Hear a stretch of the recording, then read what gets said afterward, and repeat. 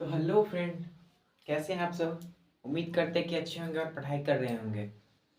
तो आज क्लास में हम मैथ से कुछ महत्वपूर्ण ऑब्जेक्टिव क्वेश्चन भी लेके आए हैं और सब्जेक्टिव क्वेश्चन भी लेके आए हैं। ठीक है। तो देखिए, आज जैसे हम आपको बता रहे हैं, जैसे जैसे हम आपको बता रहे हैं वैसे वैसे आप लोग बस हमारी बातों को मानिए।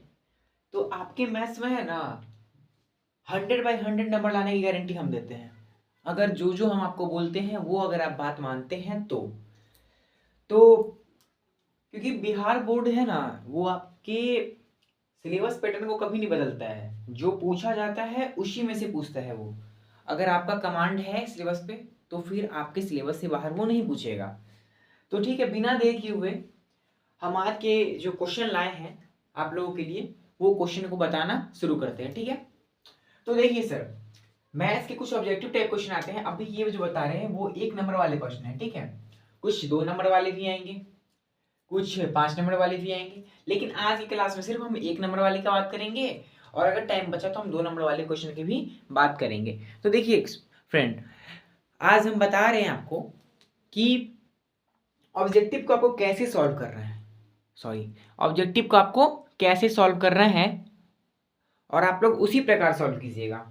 ठीक है। तो देखिए सर कि पहला क्वेश्चन क्या कहता है। पहला क्वेश्चन कहता है कि बहुपद 4x² - 3 के शून्य ज्ञात करें। शून्य का मतलब क्या होता है सर? शून्य ज्ञात मतलब कि इक्वल्स टू, मतलब कि देखिए क्वेश्चन ये कह रहा है कि सर बहुपद 4x² - 3 के शून्य ज्ञात कीजिए। तो सर देखिए, जैसे क्वेश्चन है 4x² - 3 के शून्य, शून्य का मतलब क्या होता है सर? जीरो होता है। शून्य का मतलब जीरो होता है। शून्य ज्ञात कीजिए। जब भी आपको कोई भी क्वेश्चन में बोले कि शून्य ज्ञात कीजिए तो आप लोग इक्वल्स टू जीरो लगा दीजिएगा। ठीक है, जीरो के इक्वल कर दीजिएगा, आपका शून्य आएगा। मतलब कि शून्य ज्ञात कीजिए, मतलब कि ये क्वेश्चन आमतौर में आपको ये कहना चाहता है कि आप x का मान बताइए, x का मान बताइए, x का मान बताइए, ये आपका क्वेश्चन ये कहना चाह रहा है। तो देखिए सर 4x² - 3 बराबर 0 है।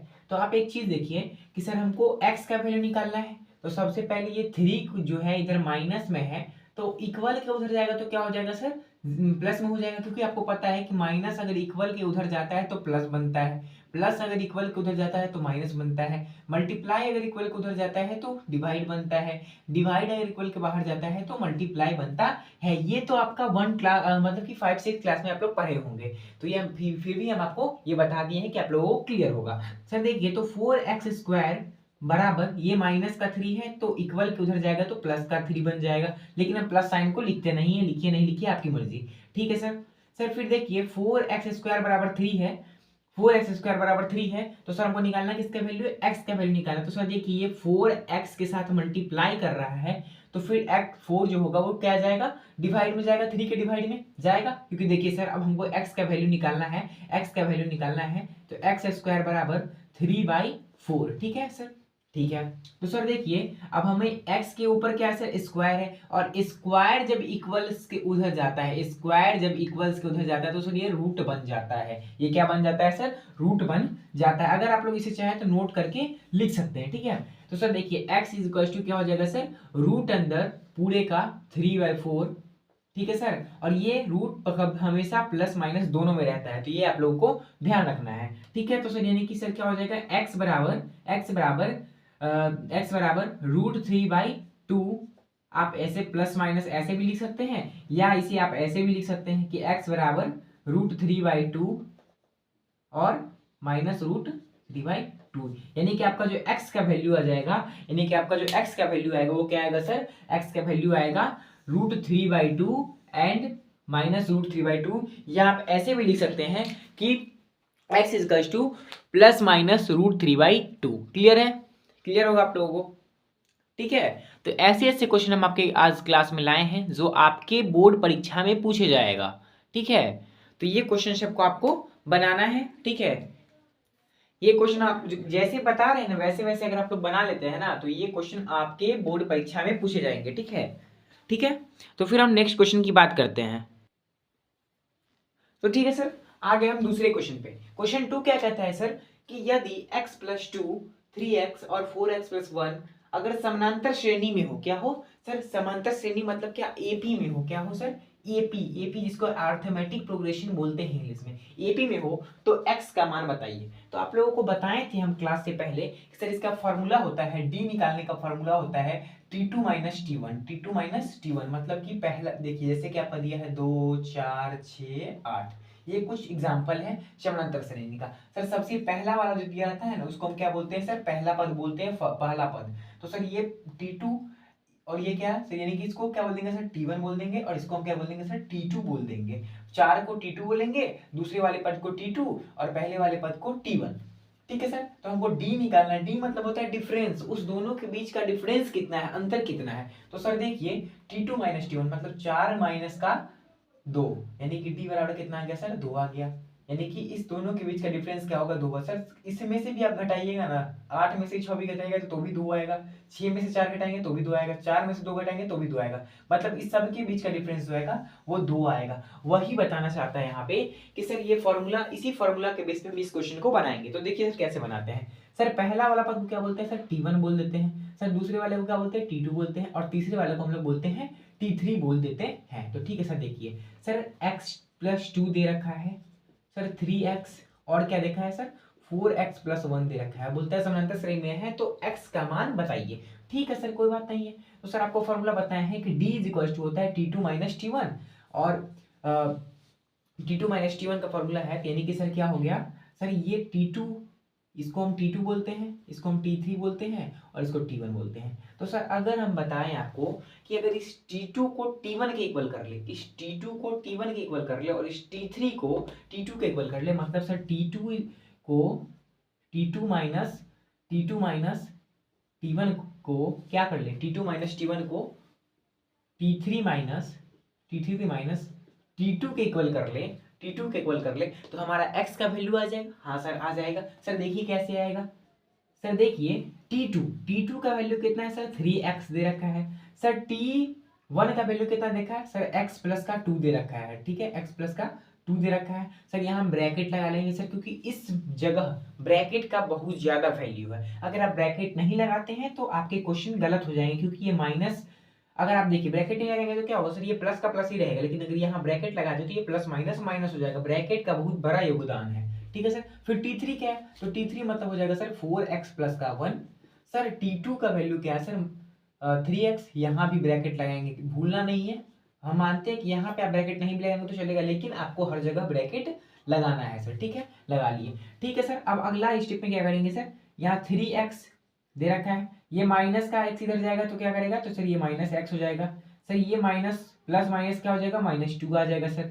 सर इक्वल है तो इक्वल लगा देंगे। सर 4x प्लस का 1 दे रखा है और माइनस का क्या है यहाँ 3x, तो -3x हो जाएगा सर। ठीक है, क्लियर है। सर देखिए सर 3x माइनस x मतलब 3 एगो x में से एगो x चला जाएगा तो क्या x बचेगा सर, तो यानी कि 2 x बच जाएगा।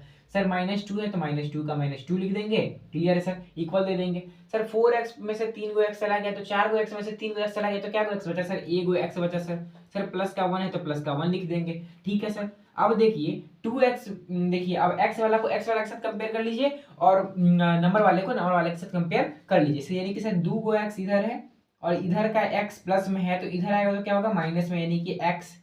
सर देखिए यहाँ पे 1 का 1 ऐसे ही प्लस में है। ठीक है, यहाँ का -2 है, उधर जाएगा तो क्या करेगा सर, ये प्लस का 2 हो जाएगा। क्लियर सर, यानी कि 2 में से x गया सर, x बचा और यहाँ 1 और 2 कितना बच गया 3, यानी कि सर x का वैल्यू जो आएगा वो 3 आएगा और ये 3 आपका बिल्कुल राइट आंसर हो जाएगा। ऐसे ही ऐसे क्वेश्चन ऑब्जेक्टिव आपके बोर्ड एग्जाम में पूछे जाते हैं। ये लगता है 2 नंबरी लेकिन है आपका ऑब्जेक्टिव, तो ऐसे ऐसे क्वेश्चन आप लोगों को बनाने आना चाहिए। अगर ये क्वेश्चन जब आप लोगों को बनाने आएगा तभी तो आप लोग बोर्ड परीक्षा में अच्छे नंबर ला पाएंगे। जैसे हम आपको तोड़ तोड़ के समझा रहे हैं ऐसे आपको कोई नहीं समझाएगा। अगर आपको वीडियो अच्छा लगेगा ना तो लाइक जरूर कीजिएगा और कमेंट में दिल वाला इमोजी भेजिएगा। ठीक है, तो फिर हम नेक्स्ट क्वेश्चन पे आते हैं।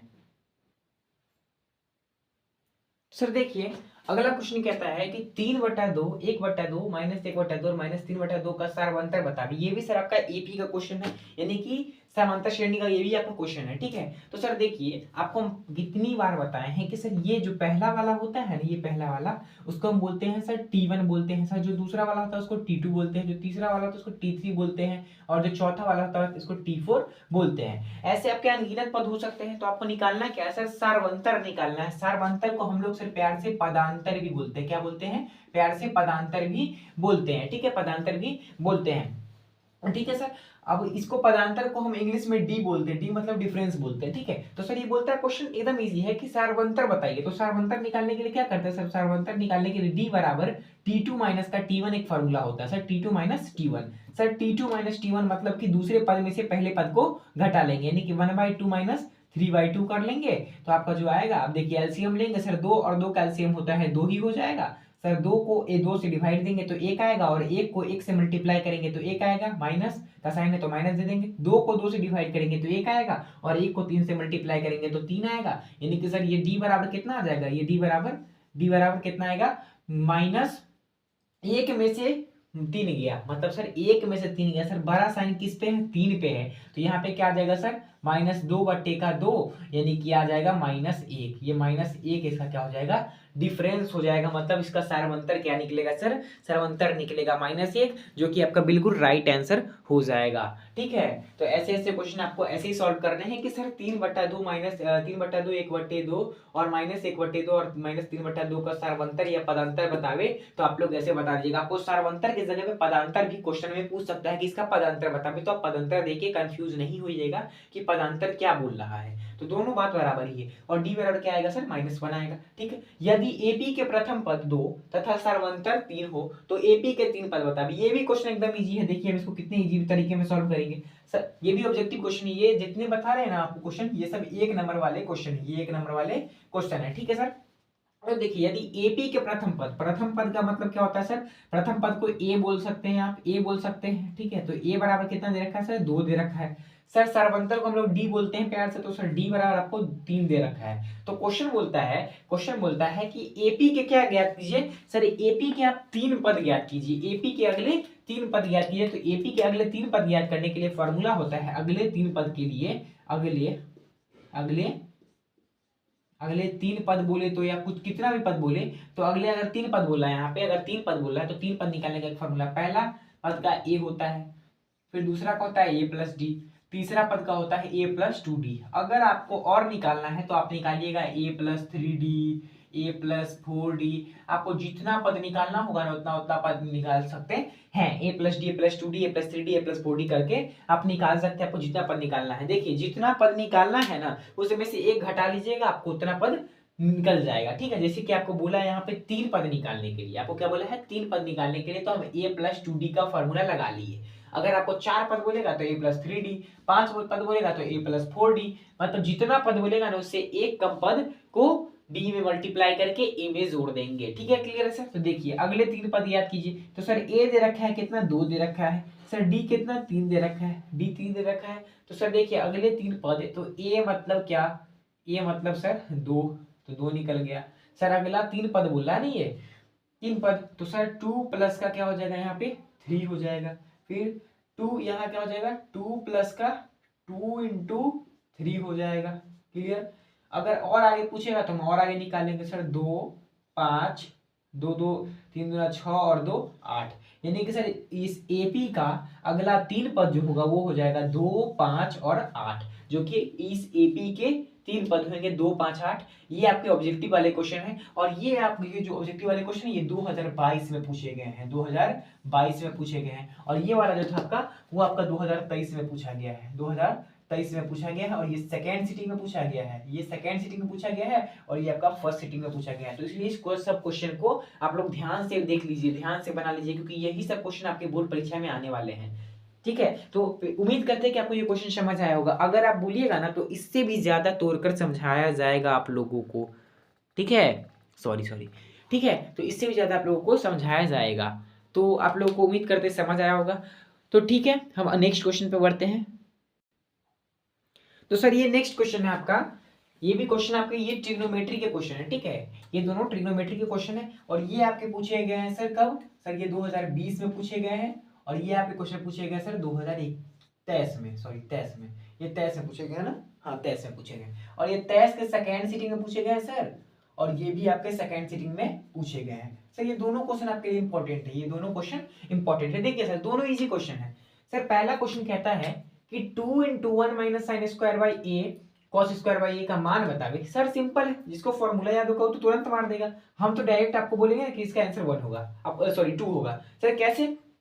सर इसलिए क्योंकि सर आपको पता है कि 2 × 1 माइनस का sine square A by cos square A है। ठीक है सर, यही लिखा हुआ है, हाँ लिखा हुआ है सर।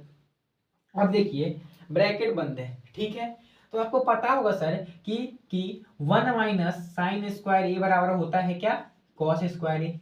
आपको पढ़ाए थे सर कि sir 1 minus sine square theta is equals to cos square theta होता है। ये एक फॉर्मूला है, ये एक फॉर्मूला है जो आप लोग स्टार मार्क कर लीजिएगा, याद कर लीजिएगा। यही फॉर्मूला के कारण ये क्वेश्चन बनेगा आपसे। देखिए ये फॉर्मूला अगर जब तक आपको याद नहीं रहेगा तब तक आपसे क्वेश्चन नहीं बनेगा। तो देखिए sir 2 × 1 minus sine square A by cos square A है, ठीक है सर, हाँ sir 2 × 1 minus sine square A by cos square A है। तो सर यहाँ पे क्या कर लेंगे, 2 × 1 माइनस का sine square A by cos square A लिखा हुआ है क्या? हाँ लिखा हुआ है।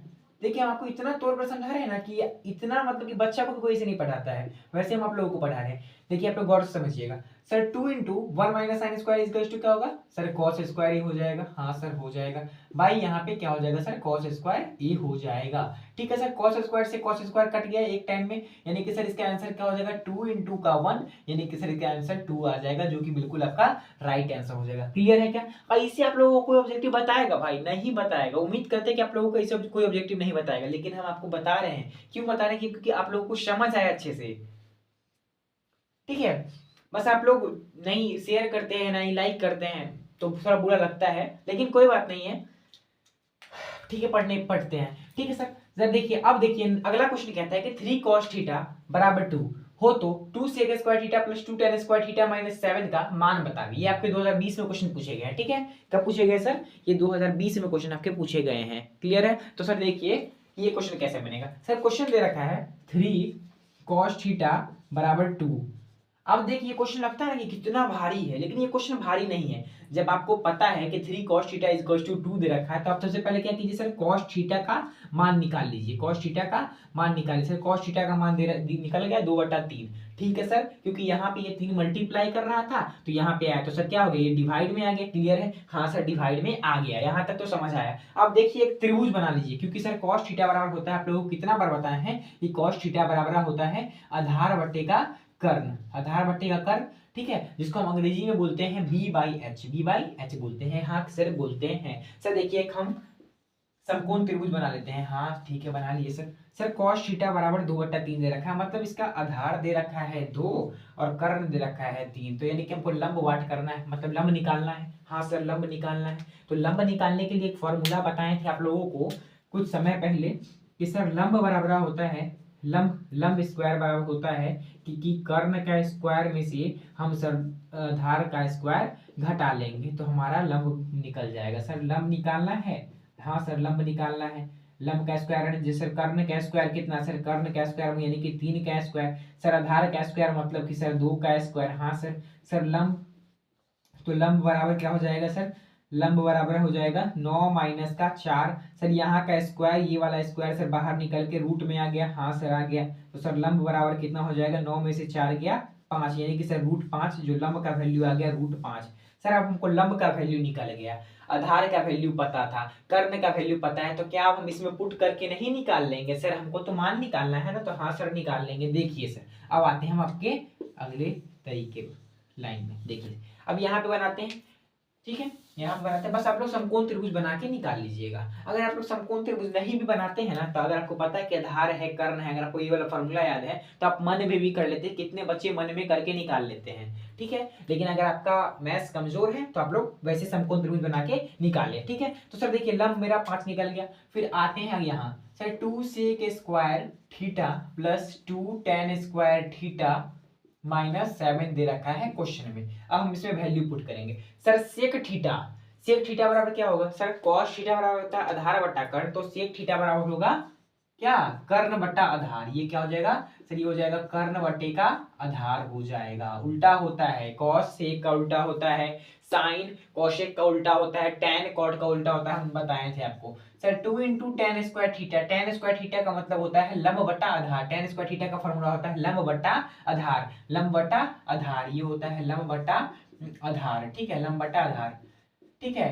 और लंब बट्टा आधार का क्या है, यहाँ स्क्वायर है सर, हाँ ये नहीं भूलिएगा, स्क्वायर है तो सर दोनों में स्क्वायर लगा देंगे, ठीक है, -7, ठीक है। अब देखिए सबका वैल्यू डाल दीजिए सर, 2 गुने कर्ण, कर्ण कितना है सर 3 है, यानी कि 3 बट्टे आधार कितना है, आधार सर हमारा कितना 2 है, यानी कि 2, इसका स्क्वायर कर देंगे, प्लस में 2 इंटू लंब कितना है सर, लंब निकला हमारा √5, √5 बटा आधार कितना है सर, आधार हमारा 2 है, यानी कि सर 2 का स्क्वायर, ठीक है, -7, ठीक है सर। अब अगले स्टेप में आए सर, 2 इंटू 3 का स्क्वायर मतलब 3 को 2 बार गुना करेंगे, यानी कि 3 गुने 3 करेंगे तो कितना आएगा 9 आएगा सर। फिर 2 का स्क्वायर यानी कि 2 गुने 2 करेंगे तो कितना आएगा 4 आएगा, यानी कि ये 9 बट्टे का 4 आ गया, प्लस 2 गुने √5 का स्क्वायर सर, √5 गुने √5 करेंगे ना तो एक रूट 2 रूट खत्म, यानी कि एक 5 निकल के बाहर आ जाएगा, ठीक है, मतलब कि जब ये स्क्वायर करते हैं रूट वाले को तो वो 5 हो जाता है, रूट से रूट कट जाता है सर, 2 का स्क्वायर 4 हो जाएगा, -7। अब देखिए सर आप लोगों को कटाना है तो यहाँ कटा सकते हैं, 2 दूना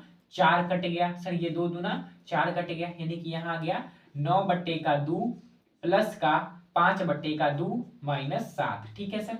अब देखिए इसका क्या कर लेंगे, हम एलसीएम ले लेंगे, आगे आते हैं क्योंकि आप लोगों को नहीं दिखाई दे रहा होगा, ठीक है। तो यहाँ देखिए, अब देखिए सर यहाँ 9 बट्टे 2 क्या लिखा है, 9 बट्टा 2 प्लस का 5 बट्टे 2 -7। अब नीचे कुछ नहीं है तो यहाँ 1 मान सकते हैं, हाँ सर मान सकते हैं, ठीक है।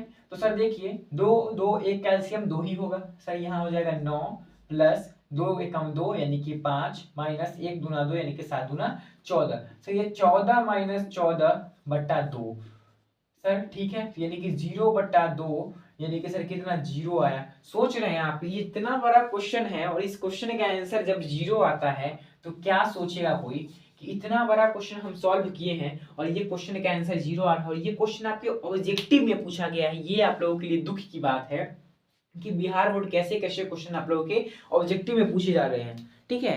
ऐसा क्वेश्चन आप लोगों के ऑब्जेक्टिव में नहीं पूछना चाहिए, क्योंकि इतना लंबा क्वेश्चन अगर आप लोगों के ऑब्जेक्टिव में पूछा जा रहा है तो बहुत गलत बात है, ठीक है। कोई बात नहीं है, बिहार बोर्ड है, बिहार बोर्ड में कुछ भी हो सकता है, ठीक है। तो ये क्वेश्चन आपको समझ आया होगा, उम्मीद करते हैं, हाँ समझ आया होगा सर, क्योंकि ये क्वेश्चन आपके बहुत बहुत ज्यादा इंपॉर्टेंट है क्वेश्चन। देखिए ऑब्जेक्टिव के लिए जैसे हम बता रहे हैं ना, वैसे आप लोग ऑब्जेक्टिव है ना 50 में 50 मार्क के आएंगे, ठीक है। तो ये उम्मीद करते हैं क्वेश्चन समझ आया होगा। तो हम अगले क्वेश्चन की ओर बढ़े, अगले क्वेश्चन की ओर बढ़े, ठीक है। कुछ 4 क्वेश्चन और हैं, उसके बाद हम आपकी क्लास एंड कर देंगे, फिर आपके लिए कल कुछ नया लेके आएंगे, ठीक है, ठीक है। तो ठीक है, आते हैं नेक्स्ट क्वेश्चन पे।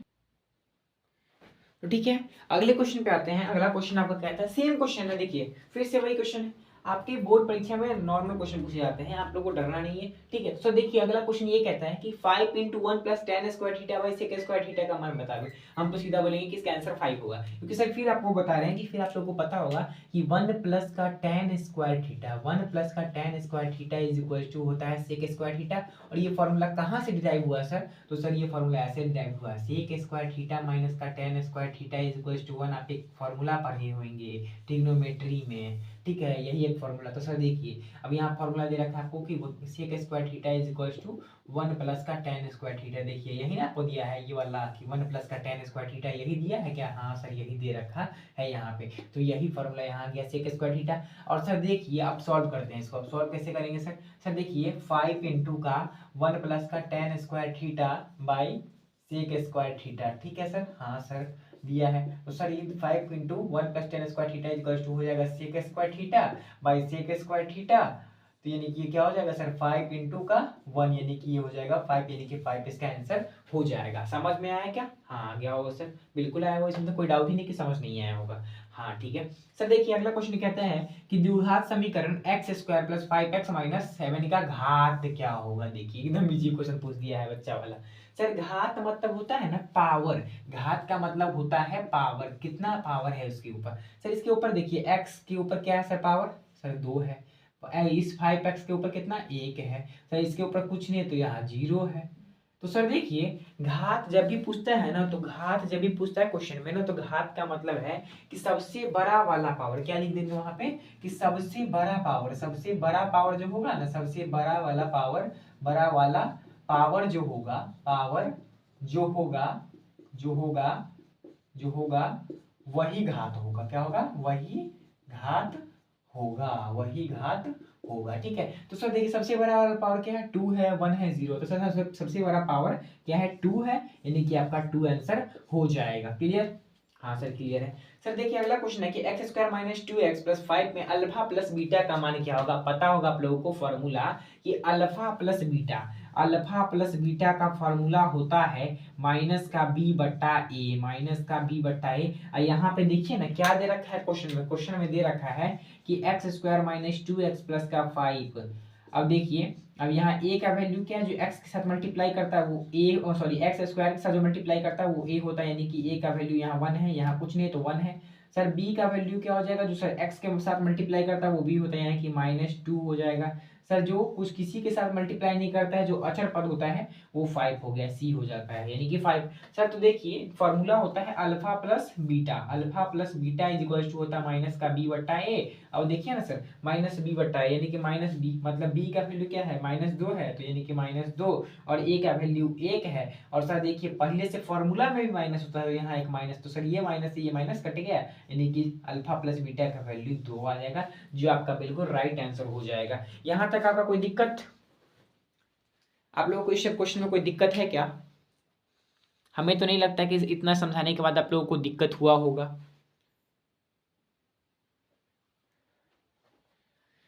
तो यहीं पे हम ये क्लास एंड करते हैं, ठीक है। आते हैं, मिलते हैं हम आपसे एक अगले नेक्स्ट वीडियो में, जो आप लोगों के लिए कुछ और इम्पोर्टेंट क्वेश्चन लाए जाएंगे, जो आप लोगों के बोर्ड परीक्षा के लिए मदद करेगा आप लोगों को। ठीक है, अगर वीडियो थोड़ा भी अच्छा लगा होगा ना, मैं बहुत मेहनत लगता है वीडियो बनाने में, अगर थोड़ा भी अगर आप लोगों को अच्छा लगा हो तो आप लोग प्लीज़ अपने दोस्तों में शेयर कीजिएगा, लाइक कीजिएगा, कमेंट कीजिएगा, और आप लोग ये कमेंट कीजिएगा कि आप लोगों को किस टॉपिक पे वीडियो चाहिए और किस सब्जेक्ट में वीडियो चाहिए। ठीक है, बाय।